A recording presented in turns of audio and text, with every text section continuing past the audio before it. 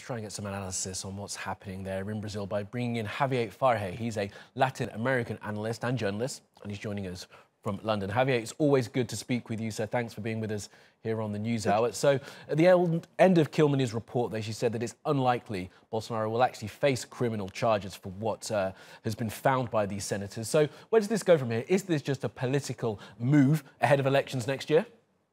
Not really, because many of his allies are already losing the patience in terms of the way Bolsonaro has managed this pandemic. As you reported, said rightly so, from the very beginning of this problem, he dismissed it. Only in March this year, he said that people should stop whining about, quote unquote, about the COVID on the day it was announced that they had the highest rate of number of deaths for COVID-19. He has been clashing with state governors. Brazil is a federal country, and then states have autonomy. He's been clashing with state governors, particularly Rio, who have been trying to implement vaccination campaigns and social distancing. And as I said, in March, he said that people should be stop whining. In relation to the report, it has to go to the Senate, and senators will have to go to the Senate in terms of the discussed by a debate in the whole Senate. And this report could be altered, could be changed, or could be dismissed by senators. He still has some allies in the Senate and the Deputies' Chamber, but many of his allies are already changing sides because they realize that the situation is very bad. Politically speaking, it affects them because many people are trying to lose support. Many senators and deputies who are on Bolsonaro's side are starting to lose support within their own constituencies, and there's going to be elections next year, and they don't want to lose that. So there's a mix of political expediency by people who want to turn the backs on Bolsonaro, but at the same time, it reflects the reality that 600,000 people have died, that the vaccination campaign has not gone well, and he keeps on dismissing. He himself contracted COVID-19 some month ago, and he dismisses that as something which was like a normal flu. It was a very similar policies that Trump had in relation to COVID-19 at the beginning of the whole pandemic. So this report is not a surprise. The conclusions of this report are not surprising because we've been seeing this happening in Brazil in the last year and a half to 2 years. Yeah, so it has to still go through a political process, as you rightly mentioned, Javier, with the senators.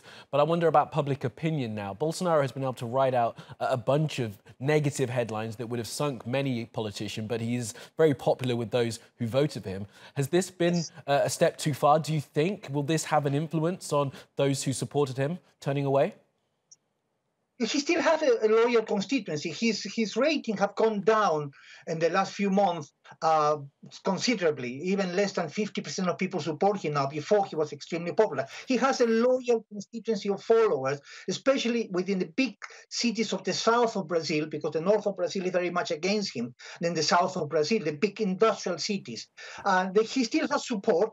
They still see him as the alternative to the failed left-wing policy of Lula da Silva, who was indicted until some time ago for alleged case of corruption, which were dismissed at the time. So he still has a constituency, but his popularity has been going down.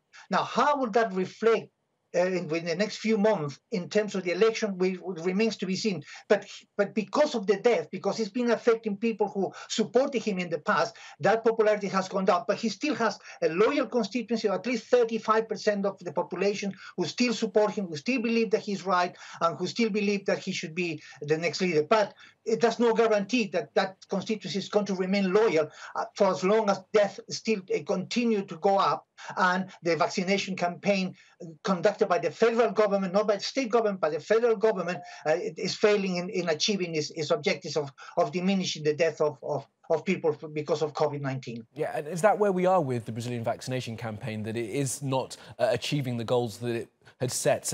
We are reporting today that Europe is on the rise in terms of cases, and Russia, of course, is going back into a lockdown. So Brazil is in a precarious position right now, isn't it, with a president who doesn't believe anymore in the virus, has been criticised for it, and perhaps cases back on the rise. Absolutely. And like all the Latin American countries which have been intensifying their vaccination campaign, like Peru, etc., Brazil has one of the lowest ratings in terms of vaccination, together with countries like Nicaragua and other countries like that. Now, the problem is that Brazil is a vast, huge country, and there are areas in Brazil where are very difficult to reach under normal circumstances, like especially some of the Amazon, where many indigenous people, many indigenous communities have been suffering as a result of the lack of medical attention. So if under normal circumstances it is difficult to reach remote areas of Brazil, imagine what it's like now when there is no medical facilities in certain parts of Brazil. And the vaccination campaign has not been conducted well. He lost two of his health ministers because they disagreed with him, and it's been an absolute mess. There's no coordination. Some state governors, like the governor of Rio de Janeiro, for example, they have been trying to implement these vaccination policies, but the government has been putting obstacles to the supply of vaccines for political reasons. So that is an absolute mess, and the situation is very serious because many people have not received even the first jab, never mind the second jab. So it's going and unless this changes radically, the number of deaths in Brazil are going to go up without stopping. Okay, Javier Farje, do appreciate your analysis. Thanks for being with us.